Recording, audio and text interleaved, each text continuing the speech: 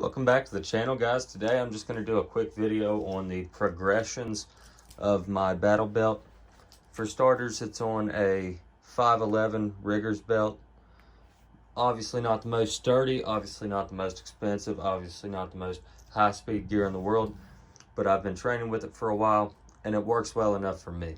Okay, I started off running just I was running a Blackhawk Serpa on some cheap leather belt, and that's the only thing that's not pictured here because I don't own the Serpa anymore and I don't own the belt anymore. I've progressed as I've learned, but moving forward, we'll start at the buckle. I've got some SKD Tactical Pig gloves just on a little S-beaner with a piece of paracord tied on there holding it all together.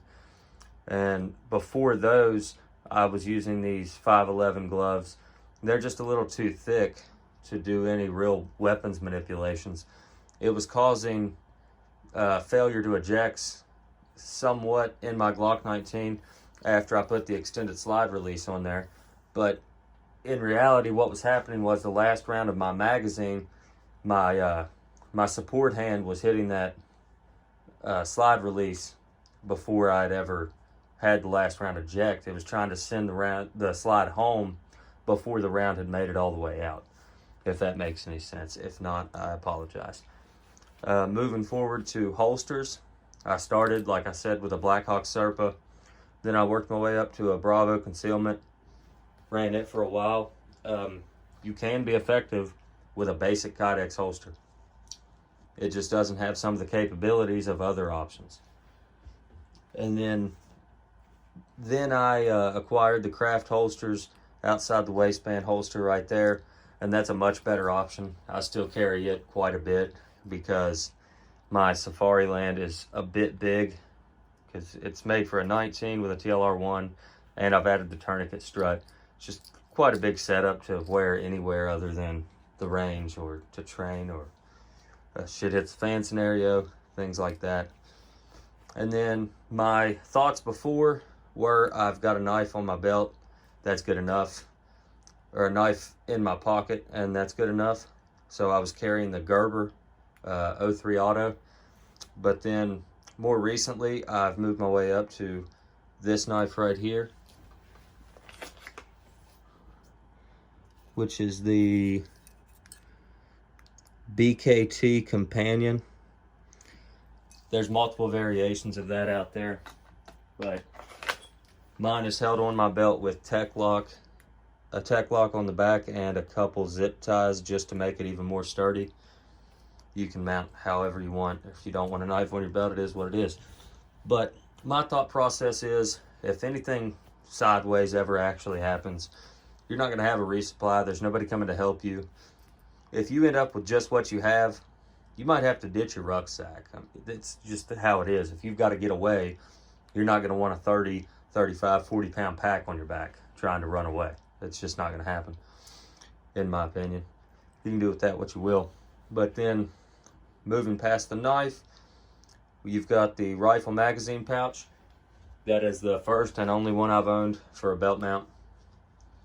It's a HSGI Taco on some belt loops, which I think is a very solid idea because that gives you the option to run different magazines and a battlefield pickup. If you don't think that'll ever happen, then cool, just run whatever you want.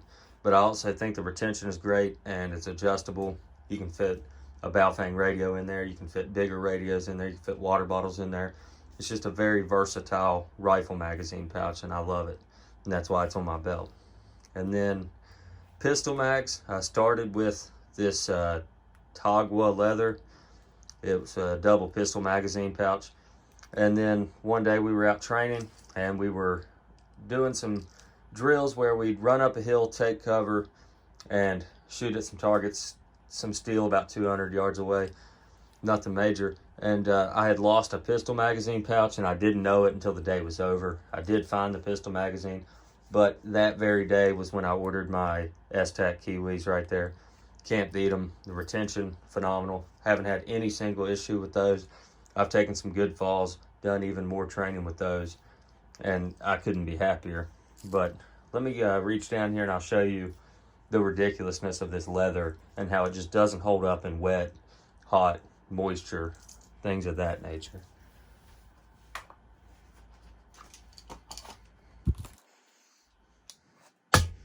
Now those were tight when I first got it, so that's all it is. It can't hold up to the conditions that you put it through. Plain and simple, that's just all there is to it.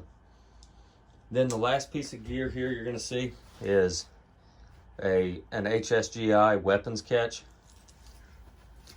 It's not magnetic or anything like that. It's just got this loop. I'm pretty sure they're discontinued now. It was hard for me to find one when I wanted it. But this is situational dependent, mission specific, if you will, for the Mossberg 500 right here with the 18.5-inch barrel. Specifically made to take doors off the hinges. I've personally done it with 7.5 birdshot, and it takes them right off. No problems, no questions asked.